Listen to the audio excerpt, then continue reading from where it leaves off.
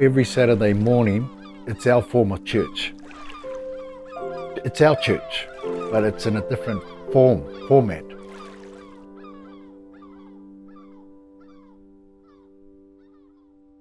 It's just been an amazing journey that with Grace Foundation, now going into its 18th year.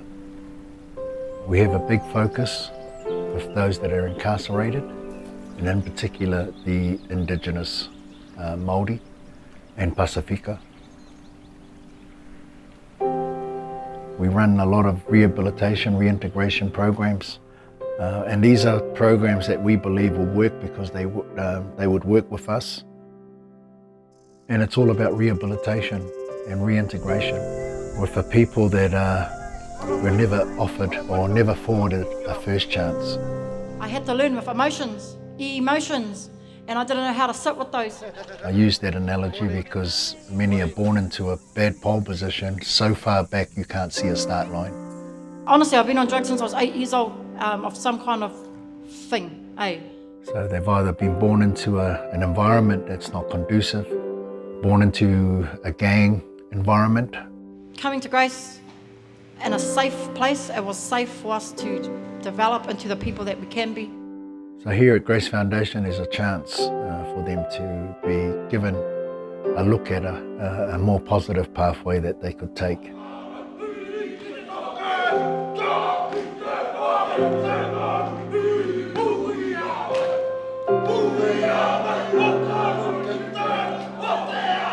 And we're very aware that identity is quite an important part of the journey.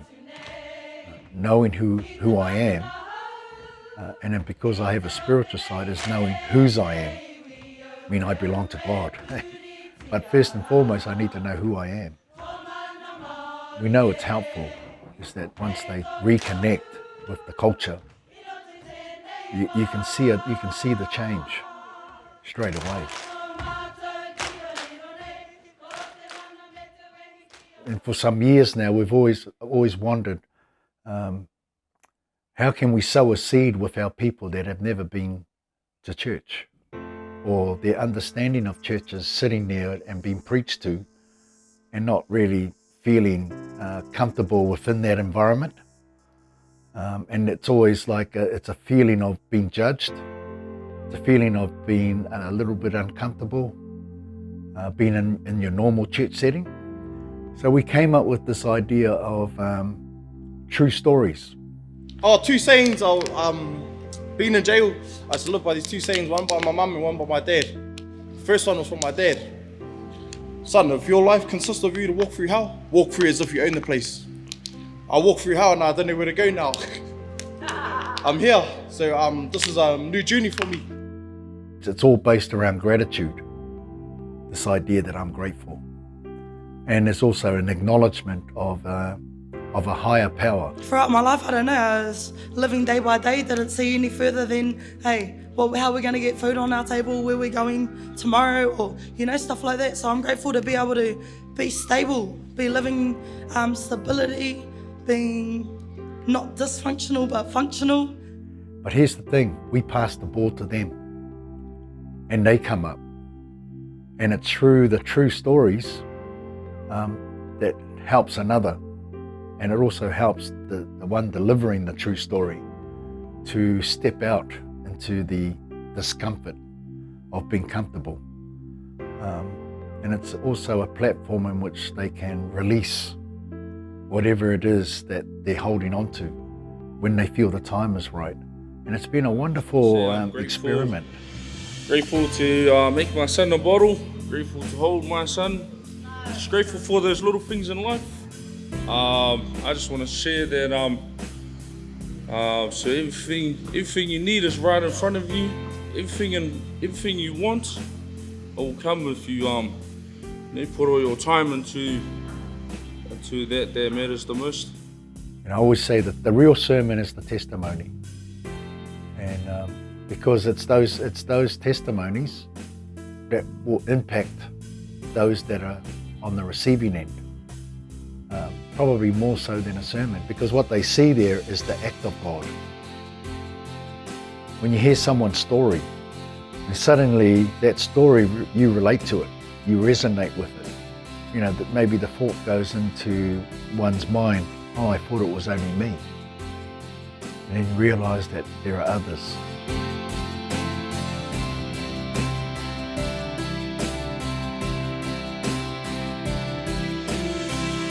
The good thing about what we do at Grace Foundation, it is family oriented. It's so important to us because we're giving insight to those that have come from brokenness or broken dysfunctional families, what a family looks like. That's an ongoing journey.